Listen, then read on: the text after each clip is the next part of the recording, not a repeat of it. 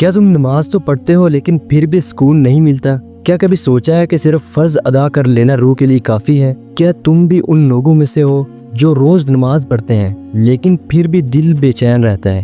وقت پر روزہ بھی رکھتے ہو لیکن زندگی میں خوشی کم اور تھکن زیادہ محسوس ہوتی ہے۔ میں بھی ایسے ہی جی رہا تھا، زندگی چل رہی تھی لیکن دل میں خالی پن تھا، مصروفیت بہت تھی لیکن روح بے چین تھی۔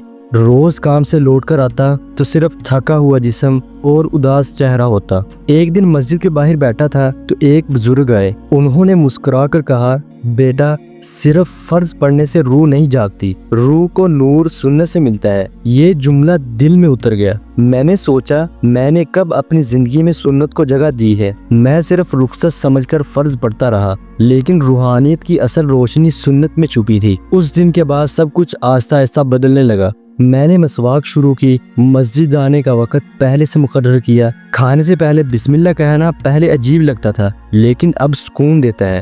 دائیں پاؤں سے مسجد میں داخل ہونا، دائیں ہاتھ سے کپڑا پہننا، صبح اٹھ کر دعا پڑھنا، مسکرا کر سلام کرنا، یہ سب چھوٹی چھوٹی سنتیں لگتی تھیں لیکن اب یہ میری روح کی غذا بن گئی ہے۔ جب میں نے سنت کو اپنایا تو ایک عجیب نور زندگی میں دکھائی دینے لگا۔ گھر میں ماں کی دعا میں اثر دکھائی دیا، وضو کرتے وقت دل ہلکا محسوس ہوتا تھا، قرآن پڑھنے کا مزہ آنے لگا، اللہ کا قرب ہر کام میں محسوس ہونے لگا۔ پہلے زندگی صرف روٹین تھی، اب روحانی کنیکشن بھی تھا۔ میں جیسے ہر کام میں اللہ کی رضا تلاش کرنے لگا اور یہ سب صرف اس لیے کہ میں نے نبی کریم صلی اللہ علیہ وسلم کے طریقے کو فالو کرنا شروع کیا۔ ہر سنت مجھے میرے رسول صلی اللہ علیہ وسلم کے قریب لے جا رہی تھی۔ سنت نے میری زندگی کو صرف بہتر نہیں بلکہ روشن کر دیا۔ اب زندگی میں ہر کام عبادت بن گیا، کھانا پینا، سونا، اٹھنا، چلنا، بولنا، سب کچھ عادت بن گیا کیونکہ مقصد بدل گیا تھا۔ اب صرف جینا نہیں سیکھا، سنت کے ساتھ جینا سیکھا ہے۔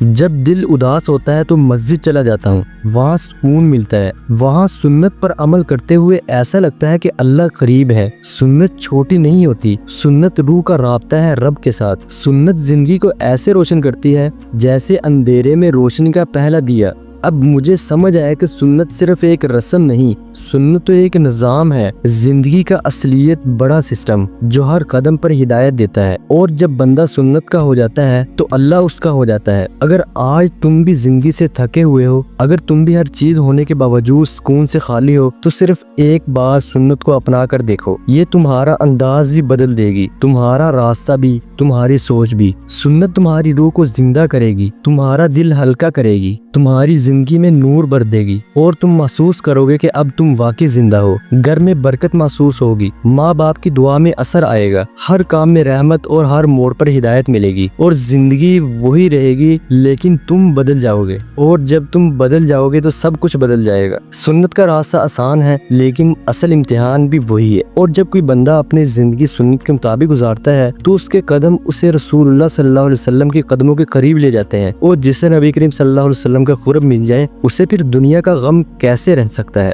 سنت اپناؤ، روحانی سکون پاؤ، سنت اپناؤ، اللہ کا قرب پاؤ، سنت اپناؤ تاکہ تمہاری زندگی بھی نور بن جائے۔ سنت ہی زندگی ہے، سنت ہی رحمت ہے، اور سنت ہی نظام حیات ہے۔